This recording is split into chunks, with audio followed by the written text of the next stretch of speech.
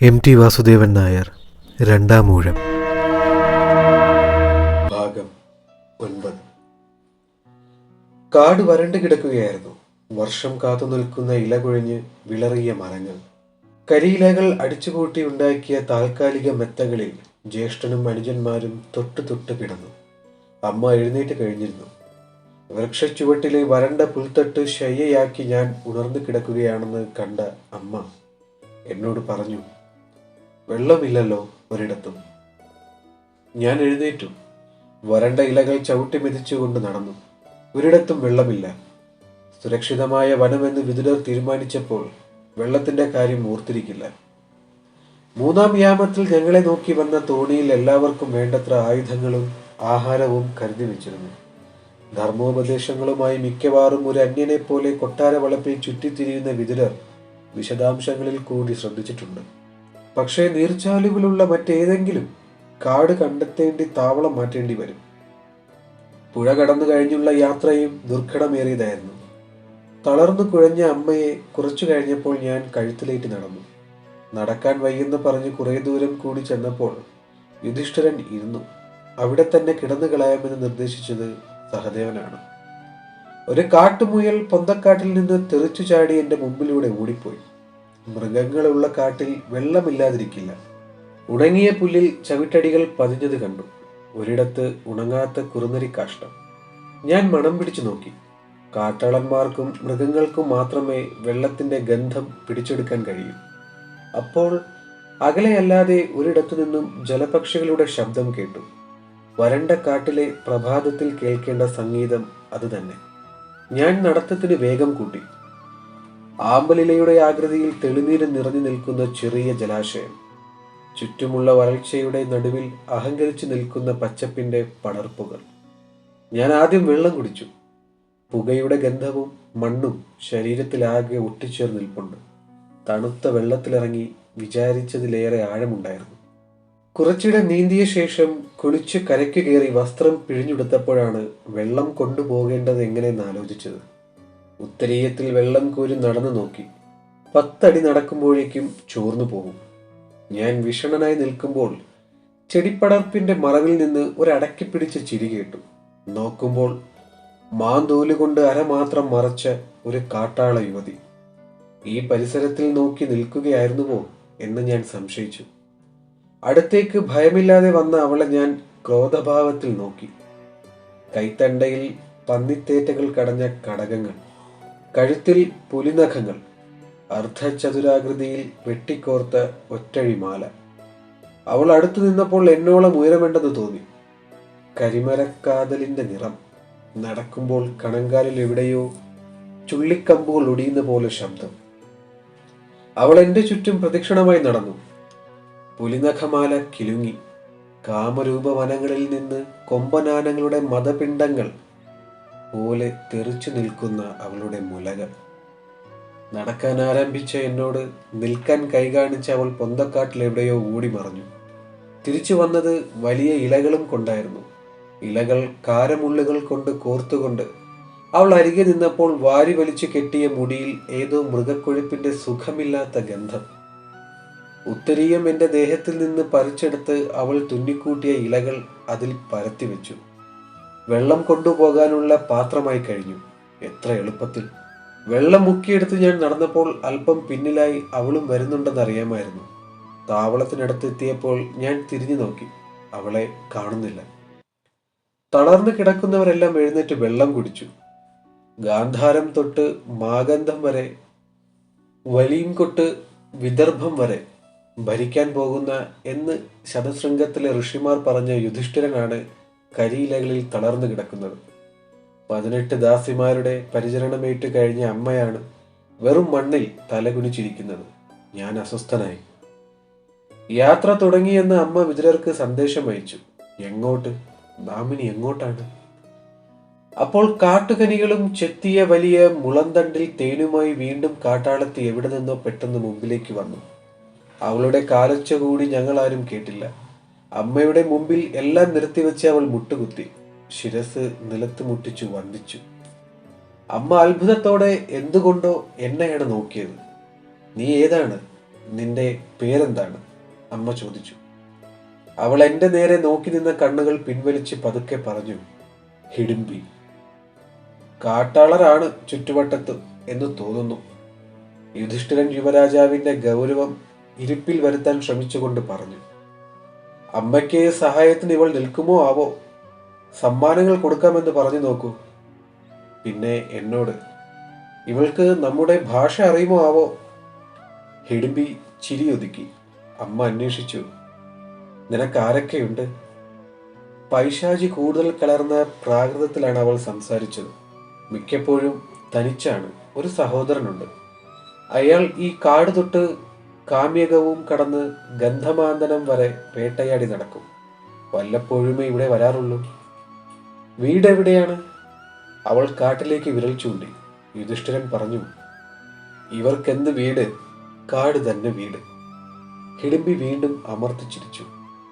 വീണ്ടും വരാമെന്ന് പറഞ്ഞ് അവൾ പോയപ്പോൾ ജ്യേഷ്ഠൻ പറഞ്ഞു എന്നോട്, സൂക്ഷിക്കണം. ചിലപ്പോൾ മായാവിദ്യകൾ കൂടി അറിയാവുന്നവരാവും. രാത്രി പ്രത്യേകിച്ച് അടുത്തു വരാതെ നോക്കണം. എന്നോട് മാത്രം എന്തിനീ ഉപദേശം? അവൾ ഞങ്ങളുടെ മുമ്പിൽ നിന്നപ്പോൾ എല്ലാവർക്കും തോന്നിയ കൗതുകത്തിലേറെ എന്തെങ്കിലും കണ്ടോ എൻ്റെ മുഖത്ത്?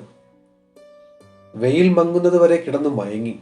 പിന്നെ എന്തൊക്കെ മൃഗങ്ങളുണ്ടെന്ന് നോക്കി വരാമെന്ന് പറഞ്ഞ് ഞാൻ എഴുന്നേറ്റു. 3 മുഴമുള്ള ചെറിയ കുന്തം മാത്രം കയ്യിലെടുത്തു. അർജുനൻ അകലെ ഒരു മരത്തിൽ അടയാളം വെച്ച് അസ്ത്രവിദ്യ തുടങ്ങിയിരുന്നു. രാവിലെ ജലാശയം നോക്കി പോയ വഴിക്ക് എതിർവശത്തേക്ക് നടന്നു. ഒരിക്കൽ കൂടി ഒരു മുയൽ വഴിവക്കിൽ നിന്ന് എടുത്തു ചാടി. കുന്തമെറിഞ്ഞാൽ കൊള്ളുന്ന ദൂരമേ ഉള്ളൂ. അപ്പോൾ ഒരു സിൽക്കാരം കേട്ടു. ഓടി അകലുന്ന മുയലിന്റെ പിറകെ അവൾ. അത് വളരെയേറെ മുന്നിലെത്തിയിരിക്കുന്നു. പന്തയം വെറുതെയാണ്. പൊന്തക്കാടുകൾക്കിടയിലൂടെ കഴുകൻ തൂവൽ കെട്ടിയ ഒരു കണയമ്പ് പോലെ അവൾ പറക്കുകയായിരുന്നു. മുയൽ എനിക്ക് കാണാത്ത അകലത്തായി. അവൾ ഒരിടത്ത് വീഴുന്നത് കണ്ടു. ഞാൻ അവളുടെ നേർക്ക് നടന്നു. വേരിലെവിടെയോ കാൽ കുടുങ്ങി വീണതാവുമെന്നാണ് ഞാൻ കരുതിയത്. അടുത്തെത്തുന്നതിന് മുമ്പായി അവൾ എഴുന്നേറ്റ് തിരിഞ്ഞു നിന്നു. കൈ ഉയർത്തി കാണിച്ചു. ചെവി കൂട്ടിപ്പിടിച്ച നിലയിൽ വലിയൊരു മുയൽ രക്ഷപ്പെടാൻ വേണ്ടി പിടയ്ക്കുന്നു. അവൾ ചിരിച്ചു. ഞാനും ചിരിച്ചുപോയി.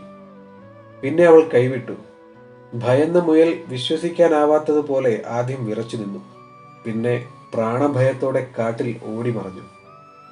അടുത്ത പാറക്കെട്ടിൽ കുന്തം ചാരി വെച്ച് ഞാനിരുന്നു. അവൾ അടുത്തേക്ക് വന്നു. താഴെ വെച്ച കുന്തമുനയിൽ വിരലോടിച്ച് മൂർച്ച നോക്കി അവൾ ഇരുന്നു. കാറ്റിൽ വന്നു വീണ ഒരു ഉണങ്ങിയ പലാശ പൂങ്കുലയെടുത്ത് അവൾ ചവച്ചു. ഇളം നീലമുള്ള ചുണ്ടുകളിൽ ചുവന്ന നനവ് പരന്നു. കൈ പിടിച്ചടിപ്പിച്ചപ്പോൾ അവൾ കരിനാഗം പോലെ എന്നെ ചുറ്റിപ്പിണഞ്ഞു.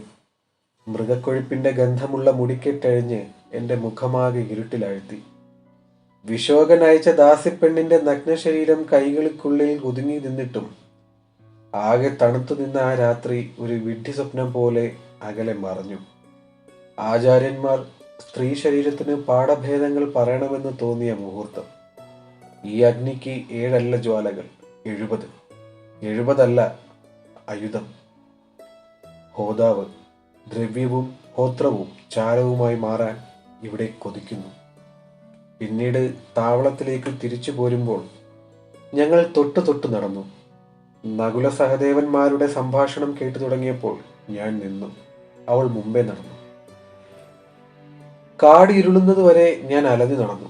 ആകാശത്തേക്ക് കൈ ഉയർത്തി വലിയൊരു കാട്ടാളനെ പോലെ ഉടുമ്പര വൃക്ഷത്തിന്റെ ചില്ലകൾക്കിടയിലൂടെ തിക്ഷനക്ഷത്രം തെളിയുന്നത് കണ്ടു.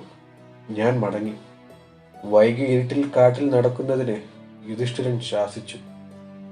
ഭക്ഷണത്തിനിരുന്നപ്പോൾ സഹദേവൻ എനിക്ക് മദ്യം വിളമ്പി. വിതുരർ അയച്ച വിഭവങ്ങളിൽ മദ്യമുണ്ടായിരുന്നില്ല. നകുലൻ പറഞ്ഞു, ഹിഡിംബിയുടെ കാഴ്ചദ്രവ്യങ്ങൾ പിന്നെയും വന്നു. വൈകിയാണ് ഞാൻ പിറ്റേന്നുണർന്നത്. യുധിഷ്ഠിരൻ ബഹളം കൂട്ടുന്ന ശബ്ദം കേട്ടുകൊണ്ട് കാര്യം ചോദിച്ചപ്പോൾ കൂടെ കൊണ്ടുവന്ന ധാന്യപ്പൊതികൾ, ദാനത്തിനും സമ്മാനങ്ങൾക്കുമായി കരുതി വെച്ച തോൽ സഞ്ചി, പൂജയ്ക്കുള്ള ചെറിയ സ്വർണപാത്രങ്ങൾ എല്ലാം നഷ്ടപ്പെട്ടിരിക്കുന്നു. യുധിഷ്ഠിരൻ ഉറപ്പിച്ചു പറഞ്ഞു, അവളാണ് ആ കാട്ടാളത്തി. അവൾ രാക്ഷസിയാണ്.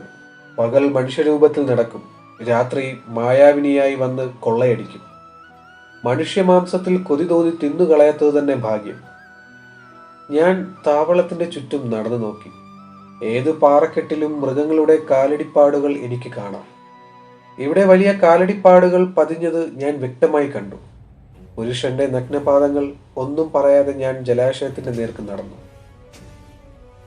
അടുത്തെത്തിയപ്പോൾ ഒരു ചെത്തിക്കാട് പിറുപിറുത്തു. അരുത്, ആപത്തുണ്ട്. ഞാൻ കൈനീട്ടി പിടിച്ചപ്പോൾ മുടിക്കെട്ടാണ് കിട്ടിയത്. വലിച്ചു മുന്നിലേക്കിട്ടപ്പോൾ അവൾ നിന്ന് വിറച്ചു. നിനക്ക് സ്വർണം വേണോ? ധാന്യം വേണോ? ആരാണ് ഞങ്ങളെ കൊള്ളയടിച്ചത്? പിടിവിടാതെ ഞാൻ ചോദിച്ചു. അപ്പോൾ കാട്ടുപന്നി മുക്രയിടുന്നത് പോലെ ശബ്ദം കേട്ടു. പിന്നിൽ ഓടിയെടുക്കുന്ന കാലടികളിൽ ഭൂമി കുലുങ്ങുന്നെന്ന് തോന്നി. അടുത്തെത്തിയ കാട്ടാളൻ കരിമ്പനെ പോലെ നീണ്ടു നിവർന്നു നിന്നു. ഒടിച്ചെടുത്ത ഒരു കൂറ്റൻ മരച്ചില്ലയുണ്ട് കയ്യിൽ. പഠിച്ച യുദ്ധപാഠങ്ങൾ കൊണ്ടൊന്നും ഇവിടെ പ്രയോജനമില്ല. വാക്കുകൾക്കും ഉപയോഗമില്ല. വീശിയടിച്ച ആദ്യത്തെ അടിയിൽ നിന്ന് എൻ്റെ വേഗം കൊണ്ട് മാത്രമാണ് ഞാൻ രക്ഷപ്പെട്ടത്. ഭാഗ്യവും തുടച്ചു. ചില്ലയുടെ അറ്റം നെഞ്ചിലൂടെ പൊള്ളിക്കൊണ്ട് കടന്നുപോയി. നീറുന്ന നെഞ്ചിലെ വരയിൽ ചോരയുടെ നനവ് പൊടിയുന്നത് ഞാൻ അറിഞ്ഞു. ശക്തി കൊണ്ടല്ല, പദവേഗവും മെയ്ത്തൂക്കവും കൊണ്ടുവേണം ഇവനെ നേരിടാനെന്ന് ഞാൻ ഉറപ്പിച്ചു. ഒഴിഞ്ഞുമാറിയ രണ്ടാമത്തെ അടിയിൽ നിന്ന് നിലയുറപ്പിക്കാൻ അവന് ഇടം കിട്ടും മുമ്പേ ഞാൻ ദേഹത്തിലേക്ക് എടുത്തു ചാടി. വാരിയെല്ലുകളിൽ ആഴത്തിൽ മുഷ്ടി ഇറങ്ങും വണ്ണം ആഞ്ഞടിച്ചു. മരച്ചില്ല കൊണ്ട് ഇനിയും കയ്യകലം കിട്ടാതെ ഉപയോഗമില്ലാത്തത് കൊണ്ട് അവനും മുഷ്ടിയുദ്ധം തുടങ്ങി. അതാണ് എനിക്കും വേണ്ടത്. അവൻ എൻ്റെ മാറും വയറും നോക്കിയാണ് മുഷ്ടികൾ എറിയുന്നത്. കരവൃത്തത്തിനകത്തേക്ക് ചാടിക്കയറി ഞാൻ മൂക്കും ചുണ്ടും ലക്ഷ്യമാക്കി ഇടിച്ചു. ഒതുക്കിയ ഒരു നിലവിളി തൊണ്ടയിൽ കുടുങ്ങിയത് അവൻ ചോരയോടൊപ്പം തുപ്പി. അവൻ കരുത്തനാണ്. കാട്ടിൽ അവനെ നേരിടാൻ കഴിവുള്ളവർ കുറയും. പക്ഷേ ശുക്രാചാര്യൻ പഠിപ്പിച്ച മർമ്മസ്ഥാനങ്ങൾ കൂടി എനിക്കറിയാവുന്നത് കൊണ്ട് അടികൾ വാകുന്നതിനിടയ്ക്കും കിട്ടുന്ന പഴുതുകൾ ഞാൻ ശാസ്ത്രപ്രകാരം തന്നെ ഉപയോഗിച്ചു. അടുത്തത് ഹസ്തിജീവന്റെ മധ്യത്തിൽ, പിന്നൊന്ന് വാരണത്തിന്റെ തുടക്കത്തിൽ, മൂന്നാമത്തേത് ആലംബുഷത്തിൽ. ശരീരശക്തിയിൽ അവനേക്കാൾ ഒട്ടും കുറവിലല്ല എനിക്കെന്ന് ബോധ്യം വന്ന യുദ്ധം. മല്ലയുദ്ധമുറയിൽ അവനെന്നെ വരിഞ്ഞപ്പോൾ ഖണ്ഡത്തിന്റെ സൂക്ഷ്മനാഭത്തിൽ ഞാനൊന്ന് ആഞ്ഞടിച്ചു. അപ്പോൾ കൊടുങ്കാറ്റിലെന്ന പോലെ കരിമ്പന വിറച്ചു. അവൻ സാവധാനത്തിൽ നിലത്ത് കൊടുംകൈ കുത്തി വീണു. വേണമെങ്കിൽ എനിക്കിവിടെ നിർത്താം, പക്ഷേ മൃഗത്തിനെ വിട്ടയക്കാം. എതിരാളിയായ മനുഷ്യന് രണ്ടാമതൊരു സന്ദർഭം കൊടുത്തുകൂടാ. പിന്നിലേക്ക് ചാടി വീണ് ഞാൻ വീണ്ടും കഴുത്തിലിടിച്ച് അവനെ നിലം പതിപ്പിച്ചു. അപ്പോൾ അർജുനന്റെ ശബ്ദം ഞാൻ കേട്ടു. മാറിക്കോളൂ, ഒരമ്പ് കൊണ്ട് ഞാൻ അവനെ അവസാനിപ്പിക്കാം. അവസാനത്തെ ശക്തി കൂടി സംഭരിച്ച് എഴുന്നേൽക്കാൻ ശ്രമം നടത്തി. ഉതറിമാറിയ ഞാൻ അരക്കെട്ടിൽ 2 കാൽമുട്ട് ഊന്നി ഒരു കൈകൊണ്ട് ചുമലിൽ അമർത്തി. മുടി പിടിച്ചു മാറിയപ്പോൾ കശേരുക്കൾ ഒടിയുന്നത് വ്യക്തമായി ഞാൻ കേട്ടു. ഒരു താനിക്കുരു ഞെരിയുന്നത് പോലെ ഉളഞ്ഞ ശരീരം പെട്ടെന്ന് നിശ്ചലമായി. ഞാൻ പതുക്കെ എഴുന്നേറ്റ് നിന്നു. ഭീമസേനന്റെ ആദ്യത്തെ വധം. ഞാനാണ് ഭീമസേനൻ, മഹാബലവാനായ വായുപുത്രൻ. കാട് മുഴക്കെ കേൾക്കത്തക്ക വിധം എനിക്ക് അലറണമെന്ന് തോന്നി. പകച്ചു നിൽക്കുന്ന ഹിഡിമ്പിയെ നോക്കി ഞാൻ പതുക്കെ, എവിടെ, ഇനി ആരെങ്കിലും ഉണ്ടെങ്കിൽ വരട്ടെ. ഭീമസേനൻ ഒരുക്കം. ഞാൻ നോക്കി നിൽക്കെ അവൾ മുഖം പൊത്തിക്കൊണ്ട് തേങ്ങി. ആരാണിത്? തേങ്ങലിനിടയ്ക്ക് അവൾ പറഞ്ഞു, എൻ്റെ സഹോദരൻ. തിരിച്ചു നടക്കുമ്പോൾ അർജുനൻ പറഞ്ഞു, ഒരമ്പയിക്കാൻ ഒരു പഴുതും കണ്ടില്ല. ചുണ്ടുകളിൽ പറ്റിയ ചോരയുടെ ഉപ്പുരസം വായിൽ കടന്നു. ഞാൻ പറഞ്ഞു, അവൻ അതിശക്തനായിരുന്നു. ആരാരെ ആദ്യം വീഴ്ത്തുന്നു എന്നതായിരുന്നു കാര്യം. വധത്തിന്റെ ന്യായവും അന്യായവും ക്ഷത്രിയർ അന്വേഷിക്കേണ്ടതില്ല. യുദ്ധത്തിൽ കൊല്ലുന്നത് ധർമ്മം, മരിച്ചാലും പുണ്യം.